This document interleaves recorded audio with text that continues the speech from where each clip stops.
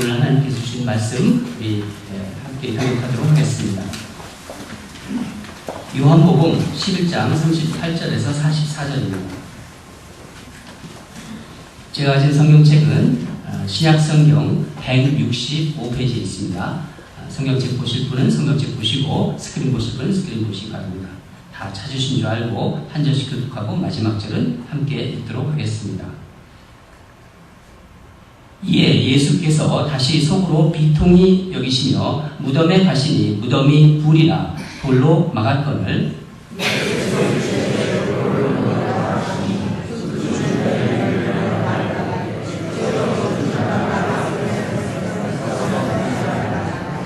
예수께서 이르시되 내 말이 내가 믿으면 하나님의 영광을 보리라 하지 아니하였느냐 하시니 예수께서 눈을 들어 보여주시고 계시되 아버지의 그 말을 들으시는 것을 감사하나이다. 항상 내 말을 들으시는 줄을 내가 알았나이다. 그러나 이 말씀 하옵는 것은 둘러선 무리를 위함이니 곧 아버지께서 나를 보내신 것을 그들로 믿게 하려 함이니이다.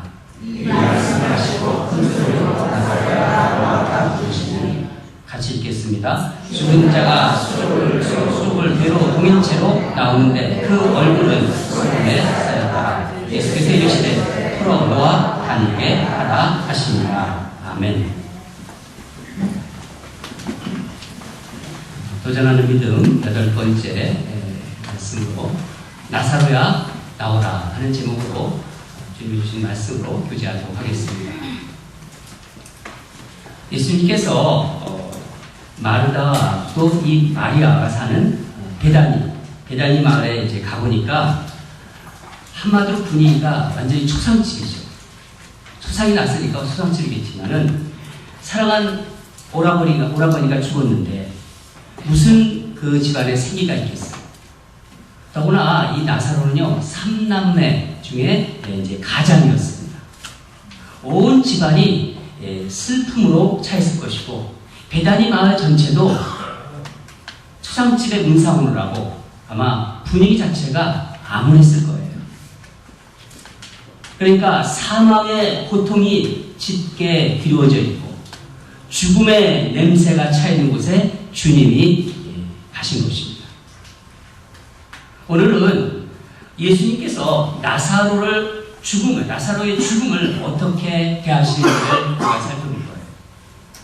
또 우리 인생에서 만나게 되는 어떤 상실과 실패와 고통의 문제를 우리가 신앙으로 어떻게 다뤄야 될지를 말씀으로 좀 보면서 도전을 받으려고 합니다.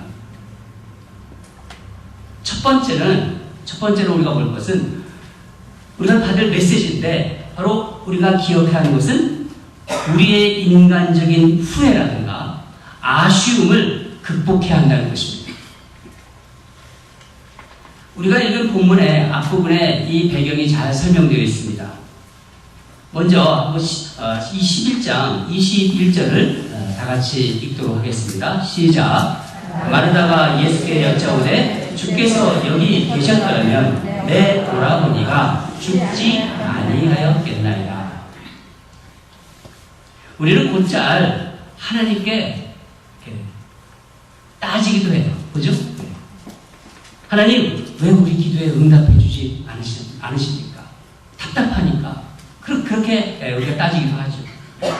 또 오늘 말한 것처럼 정말 고통스러운데 오라비가 지금 병이 들었는데 왜 예수님은 늦게 오셨나요? 우리 오라버니는 벌써 죽었는데 왜 늦게 오셨나요? 이런 어떤 마음이 있는 거예요. 지난주에는 인간의 시간과 하나님의 시간에 대한 말씀을 나누었습니다. 인간의 시간을 뭐라고 말씀드렸죠? 크로노스라고 기억나시죠? 또 하나님의 시간은 카이오스. 그 부분을 나누었습니다. 근데 여러분, 하나님은 절대로 늦게 오시지 않으십니다. 우리는 지각도 하고 우리는 늦게 오지만은 하나님은 그런 분이 아니시라는 거예요. 우리 주님은 언제나 정확하게 정해진 시간에 오십니다. 믿으시나요?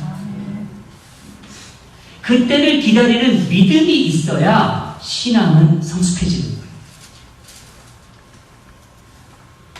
그러나 이 기다림의 시간에 일반적으로 사람들은요, 어떤 생각을 가장 많이 하는 거지? 그거 우리가 잘 압니다. 우리가 기다리면서 어떤 생각을 많이 할까요? 바로 후회를 하기도 하고 아쉬움을 나타납니다. 내가 그때 이렇게 했을 걸. 내가 좀 더 잘해주었을 걸. 더 일찍 손을 썼을 걸. 이런 아쉬움과 후회감이 든다는 거예요. 제가 아는 집사님이 아들이 이제 교통사고로 정말 갑자기 죽었다는 그 청천벽력 것 같은 소식을 들었을 때 그 일이 생각이 납니다. 이 집사님이 그 소식을 듣고 아무것도 하지 않더라고요. 한 일주일 동안을 그냥 두문불출하고 사람도 안 만나고 오직 한 가지 말만 반복하더라고요. 좀 그냥 다치고 살아날 수도 있는 게 아닌가? 꼭 죽어야만 했는가? 꼭 그렇게 즉사야만 했는가? 이렇게 허무하게 갈 줄 알았다면은 하고 싶은 것 실컷 해결해 줄 거야. 그러는 거예요. 그런 후회감과 아쉬움. 여러분, 그 마음 이해가 갑니다. 우리. 그렇죠? 그러나 여러분, 이 후회와 아쉬움은 그 고통을요, 계속 연장시켜주는 것, 그 역할만 해요. 결국 죽음의 냄새를 지속시켜준다는 것입니다. 결코 우리 인생의 고통의 문제를 해결해주지 못하는 것입니다. 두 번째는 머리 안에 머물고 있는 진리는 인간의 고통에 아무런 영향력이 없다는 것입니다. 마르다는요, 예수님이 누구신지를 잘 알고 있는 믿음의 자매였어요. 23절을 보면은 예수님께서 마르다에게 말씀하십니다. 내 오라비가 다시 살리라고. 그렇게 말씀하시자 마르다가 어떻게 대답했나요? 어떻게 반응했나요? 다 같이 24절을 다시 읽겠습니다. 시작. 마르다가 이르되 마지막 날 부활 때는 다시 살아날 줄 내가 아나이다. 마르다는 마지막 날 부활, 마지막 날에 자기가 부활할 것을 믿고 있었어요. 예수님께서 당신이 부활이요 생명이고 나를 믿는 자는 죽어도 살겠고 살아서 나를 믿는 자는 영원히 죽지 아니하리니 내가 이것을 믿느냐? 이렇게 물으시니까 마르다가 어떻게 대답했습니까? 본문을 보겠는데 27절을 다시 읽겠습니다. 27절을 읽어보겠습니다. 시작. 이르되 주여 그러하겠다. 주는 그리스도시요 이 세상에 오시는 하나님의 아들이신 줄 내가 믿나이다.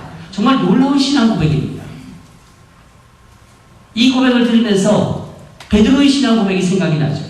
예수님께서 너는 나를 누구라고 하느냐? 그 물음에 베드로가 뭐라고 대답했냐면은 주는 그리스도시요 살아계신 하나님의 아들이소이다. 그런 놀라운 고백을 했습니다. 마르다의 고백도 마치 베드로의 신앙 고백과 같습니다.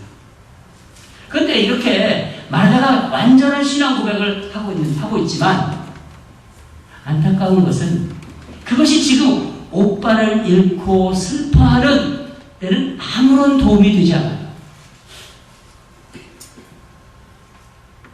물론 이해가 갑니다. 아무리 믿음 좋은 사람이라 하더라도 사랑하는 사람이 세상에 떠났는데 그 슬픔을 어떻게 한순간에 물리칠 수 있겠어요? 사실 그렇게 반응하는 것이 정상이죠. 그렇지 않습니까? 일반적으로 사랑하는 자녀나 배우자를 잃게 되면요, 그 상실의 고통이, 한 슬픔이 한 2년 정도는 간다고 들어갑니다. 우리가 이런 사실을 충분히 인정한다 해도 마르다의 행동을 보면은 뭔가 석연찮은 구석이 있어요. 한마디로 마르다는요, 이 고백적인 진리에 대해서는요, 의심하지 않아요. 주는 그리스도고 살아계신 하나님의 아들이라고 믿는 것. 마지막 날에 자신이 부활한다는 것을 잘 알고 있습니다. 그리고 그렇게 고백도 합니다. 하지만 그 지식이 오라버니의 죽음이라는 이 폭력적인 현실 앞에서 참으로 무력합니다. 아무것도 하지 못해요. 그렇게 고백을 하는데도 할 수 있는 일이 없다는 거예요. 여러분, 우리는 어떤가요? 우리는 방금 전에 사도신경으로 우리의 신앙을 고백했습니다. 전능하사 천지를 만드신 하나님 아버지를 내가 믿사오며 그 외아들 우리 주 예수 그리스도를 믿사오니, 우리 이렇게 신앙 고백을 하지 않았습니까? 근데 우리의 삶 속에서, 나의 실제적인 삶 속에서 어떤가요? 실제로 내 삶에 어떤 문제가 생겼을 때 이런 나의 그 신앙 고백이 나에게 어떤 영향을 주나요? 내가 이렇게 고백했는데 문제가 터졌어요. 근데 이 고백에 어떻게 영향을 주냐는 문제죠. 위험하고 어렵고 힘든 상황에서 나를 확 붙잡고 그것을 일으켜주나요? 다운되었을 때 나를 일으켜주나요? 내가 무너져 있을 때, 지쳐 있을 때, 슬픔과 허무감이 막 몰려올 때, 죽음의 그늘이 드리워지는 것 같을 때, 내가 고백한 이 사도신경의 고백이 여러분의 삶을 어떻게 작동시키나요? 더구나 여러분, 우리는요, 예수님을 우리 안에 모시고 있는 사람들이에요. 그렇지 않습니까? 예수를 주로 고백하는 우리 안에 성령님이 계십니다. 우리는요, 죄에 묶여있는 자들이 아니라 부활이요 생명이신 주님이 손에 붙들려 있는 자유인이라는 거예요. 자유인. 그래서 슬픔을 당할 때도 자유인으로 슬퍼하고, 고통 앞에서도, 죽음 앞에서도 자유인으로 고통과 죽음을 대해야 되는 사람들입니다. 그런데 왜 진리가 멀리 있는 걸까요? 멀리 있는 진리가 왜 나의 삶의 현실에서 그게 왜 작동하지 않는 걸까요? 그 진리를 내가 지금 고백하고 있는데 왜 이 진리가 현실의 문제에 있어서는 이렇게 초라해지는 걸까요? 이런 의미에서 사도 바울의 어떤 그 신앙 고백과 선포는요, 우리에게 아주 중요한 도전을 줍니다. 바울의 삶은요, 우리가 서신서를 보면 알 수 있듯이 날마다 죽음과 대결하는 삶이라고 우리는 볼 수 있습니다. 고린도전서 15장에서 바울은 이렇게 선포합니다. 나는 날마다 죽노라. 나는 날마다 죽노라. 이 말은요, 다른 말로 날마다 살아난다는 선포예요. 죽고 살아나고. 살아나야 죽죠. 그쵸? 바울 안에는요, 주님이 계시고, 바울은 날마다 이것을 선포하고 외친 것입니다. 매일 죽음의 위기 속에 살아가지만, 날마다 부활이신 주님을 경험했다는 그런 고백입니다. 경험하고 있다는 고백입니다. 여러분, 우리는요, 죽음을 향해 믿음으로 선포해야 합니다. 사망의 냄새가 막 찬 나사로가 죽은 베다니아에 가서, 나사로가 죽은 그 베다니아에 가서 예수님이 하신 일은요, 우려한 일도 아니었고 같이 통곡하는 일도 아니었습니다. 성경의 표현대로 말하자면은 크게 소리를 지르셨다고 합니다. 우리 본문을 보겠는데 다 같이 43절을 읽겠습니다. 43절입니다. 시작. 이 말씀을 하시고 큰 소리로 나사로야 나오라 부르시니. 여기서 부르다의 원어는요, 에크라우센이랍니다. 헬라어로 에크라우센. 이 말인데, 나사로의 집과 그 주변을 덮고 있는 그 죽음의 냄새가 화들짝 그렇게 도망가요. 그 분위기에서 점점 중독되어가는, 그냥 죽어가고 있는 영혼들이 깜짝깜짝 놀라요. 소리를 치신 거예요. 나사로야 나오라. 나사로야 나오라. 주님께서 나사로야 나오라 이렇게 말씀하신 게 아니라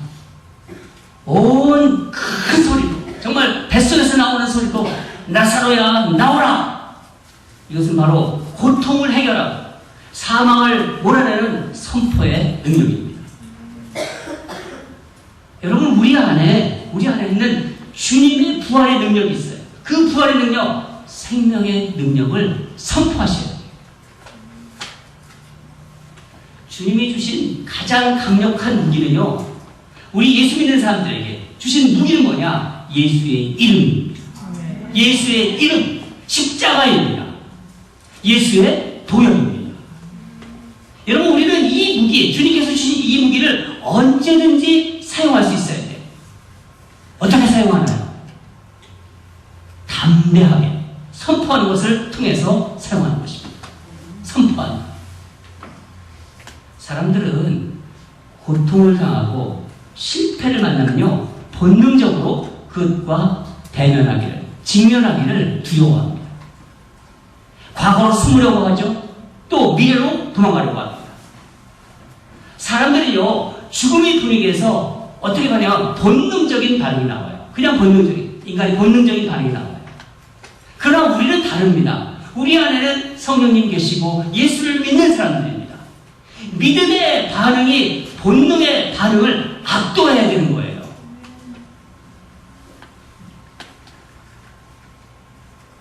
요즘 우한 폐렴, 이 코로나 바이러스 일부로 온 세계가 힘들어하고 있고, 또 사람들은 움츠러듭니다. 또 삶을 소극적으로 만들고 있어요. 아니, 예수를 믿는다는데, 그리스도인인데 예배도 안 가요. 물론 한국에서야 상황이 그렇기 때문에 이해가 되지만은, 여기에서도 이런 어떤 분위기에 휩싸여가지고 예배도 안 간다는 거예요. 무서워서, 두려워서. 여러분, 이 바이러스가 무서운가요? 아닙니다. 이 바이러스에 걸려 죽을 줄 모른다는 죽음에 대한 공포입니다. 죽음에 대한. 코로나 바이러스가, 이 바이러스가 아직 백신이 없다는 데서 사람들은 더 움츠러들게 만드는 거예요. 이게 백신도 없는데 걸리면 어떡하나? 그런데 생각해보세요. 예수를 믿는 사람은요, 가장 강력한 백신을 맞은 사람들이에요. 그게 무슨 뜻입니까? 복음이라는 백신, 예수의 피로 거듭난 사람들 아닙니까? 우리는요, 부활신학을 믿는 사람들이에요. 부활이 뭐예요? 죽었다 살아난다고 하잖아요. 우리 다 믿고 있잖아요. 여러분, 우리는 죽으면요, 어디 갑니까? 죽으면 어디 가요? 천국에 가는 사람들이에요. 움츠러들지 마세요. 코로나 바이러스 철저히 주의하는 거, 그거 꼭 필요합니다. 필요하지만 너무 코로나 그렇게 하면서요, 그렇게 하지 마세요. 그것은요, 코로나가 주는 죽음의 공포에 자기 몸에 점점 말려들어가는 것입니다. 결국 이 코로나19도요, 지나갈 거예요. 아멘. 역사적으로 보면은 전염병은 휩쓸고 지나갑니다. 더 중요한 것은요, 뭡니까? 이때 예수님께 더 집중하는 거예요. 이 풍랑 속에서 우리 믿음이 더 선명해지도록 예수님께 집중하시기 바랍니다. 바울이 죄수가 되어서 로마로 가는 바다에서 뭘 만납니까? 유라굴로 광풍을 만납니다. 배가 부셔질 것 같고 파산될 것 같아요. 죽음의 공포가 막 몰려와요. 이 죽을 것 같은 두려움이 몰아치고 배가 뒤집어질 것 같은데 오히려 그 유라굴로 광풍을 통해서 바울의 일행은 어디까지 먼저 가죠? 그 배가 바로 로마의 코앞까지 갔다 놔요. 그 광풍을 해서 배가 바로 로마의 턱밑까지 간다는 겁니다. 데려다 놓았습니다.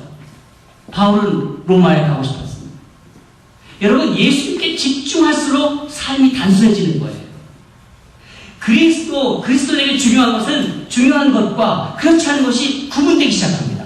주님께 초점을 가지고 계속 집중할 때 내 삶이 복잡한 것이 단순해지는 거예요.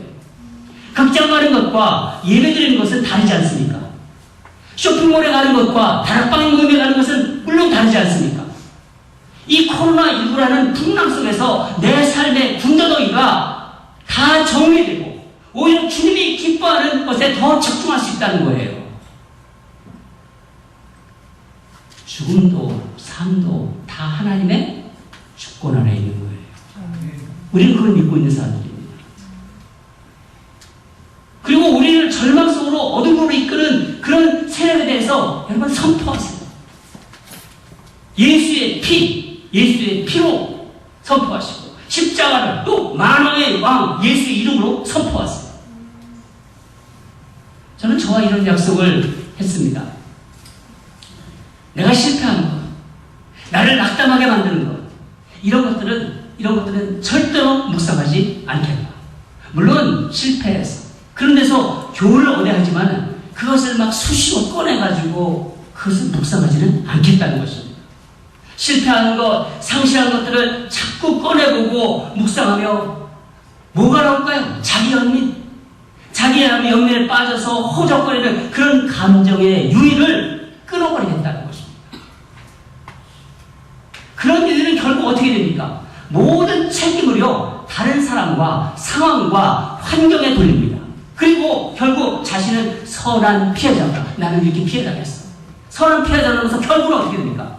자신의 안일함과 무력함을 합리화시켜요. 그러면서 결론이 이렇게 됩니다. 그러니 나 같은 게 뭘 할 수 있겠어. 내 환경이 이런데, 내 여건이 이런데 그냥 이렇게 사는 거지 뭐. 이런 패배감이 자리를 잡도록 만드는 것입니다. 여러분, 사단은요 우리에게 이제 끝났다고 얘기하는 걸 좋아해요. 좋은 것이 지나갔다. 이제 다 끝났다. 이제 남은 것은 이전에 좋았던 그것을 부스러기를 주워 모아가지고 그것보다 더 많은 양의 패배의 찌꺼기를 거두는 것일 뿐이다. 그렇게 속삭입니다. 이게 사단의 숨은 전략입니다. 노임수입니다. 그러나 여러분, 우리 그리스도인은 그렇지 않아요. 내게 예수가 있고 성령의 힘이 내게 있는데 끝난 것이 아니죠. 패배가 확정된 것이 아닙니다. 사망을 뒤집는 십자가의 부활 신앙을 가지고 있는 우리에게는요, 삶의 어떤 구멍인지 뒤집을 수 있는 능력이 있는 거예요. 그런 가능성이 있는 것이죠.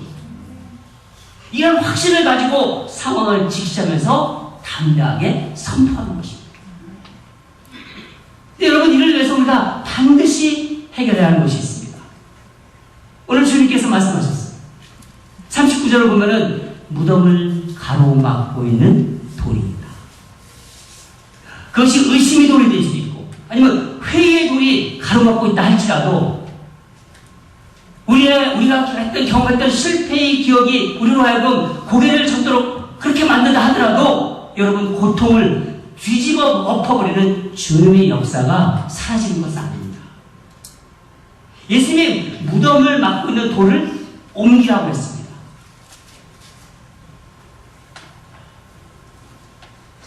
무엇이 여러분의 돌인가요? 여러분에게 주님께서 너를 막고 있는 돌을 옮겨라 했을 때 여러분은 어떤 돌을 옮기시겠습니까? 돌이 막고 있는 이상 무덤 속에 나사로는 나올 수 없습니다.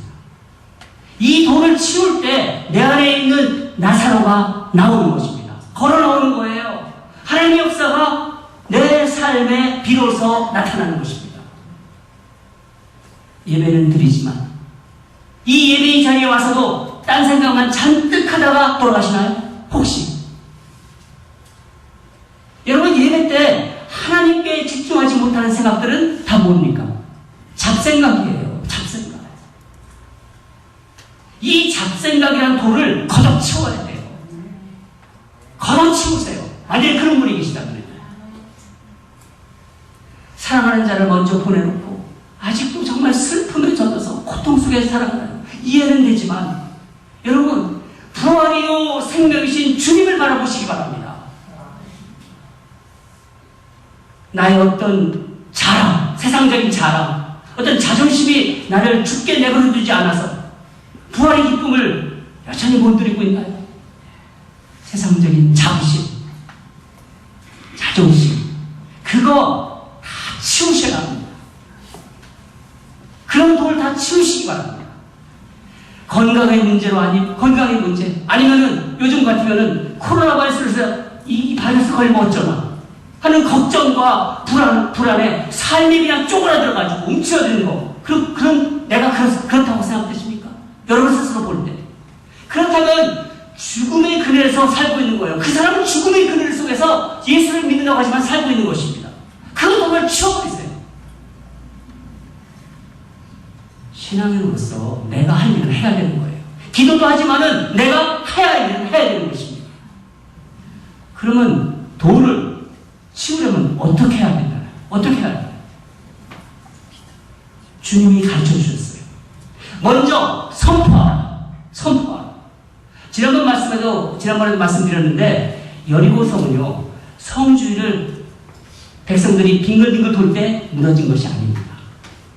여호수아 6장 20절을 우리 잠깐 보도록 하는데, 여호수아 6장 20절을 함께 읽겠습니다. 시작. 이에 백성은 외치고 제사장들은 나팔을 불매 백성이 나팔 소리를 들을 때 크게 소리질러 외치니 성벽이 무너져 내린지라. 백성이 각기 앞으로 나아가 그 성에 들어가서 그 성을 점령하고. 어떻게 무너졌다고요? 소리 질렀다고 하죠. 그 전에 7바퀴를 돌아요. 7바퀴를 돌고 크게 소리를 외칠 때, 큰 소리로 선포할 때 여리고성은 무너졌던 것입니다. 에스겔이 마른 뼈들도 그냥 살아난 것입니까? 에스겔 선지자가 소리내서 선포할 때 시체들이 살아 일어난 것입니다. 그때 혈관에 피가 흐르고 몸에 살이 붙기 시작한 것입니다. 예수님이 큰 소리로 나사로야 나와라 선포하니까 나사로가 걸어 나오는 것입니다. 여러분, 우리 인생에서 만나는 실패와 절망의 순간 많이 있지 않습니까? 고통의 순간에도 그냥 거기서 그냥 철푸덕이 앉아가지고 거기에 그렇게 앉아있지 마세요. 또한 주변에 그렇게 철푸덕이 앉아있는 사람들을 그냥 내버려 두지 마세요. 도전하는 믿음으로 선포해야 됩니다. 주님이 가르쳐 주신 대로 나는 내 삶에서 지금 나를 막고 있는 돌이 무엇인가? 이 돌을 치워버리겠다. 나사로야 나와라! 큰 소리로 여러분 선포하세요. 여러분 안에 있는 나사로가 누구인지 여러분 스스로 압니다. 예를 들어서 무한폐렴, 내가 무한폐렴에 지금 이 신종 코로나에 지금 움츠러있다. 이 신종 코로나야 물러가라! 그러면 배로 동인 나사로가 여러분 안에서 걸어 나올 것입니다. 사랑하는 여러분, 오늘 주님께서 나사로야 나오라 이렇게 선포하신 것처럼 여러분 안에 있는 삶의 여러 가지 문제들, 고통들, 실패의 경험들, 어떤 두려움들 다 나사로라 생각하시고 힘있게 선포하시기 바랍니다. 죽은 나사로가 걸어 나오듯이 모든 문제들이 우리 주님께서 말씀하신 대로 그대로 우리가 행동한다면 그렇게 될 것을 믿습니다. 바울처럼 날마다 죽지만은 날마다 부활하는 것을 경험할 것입니다. 그런 우리 모두가 되기를 주님으로 축원합니다. 기도하겠습니다.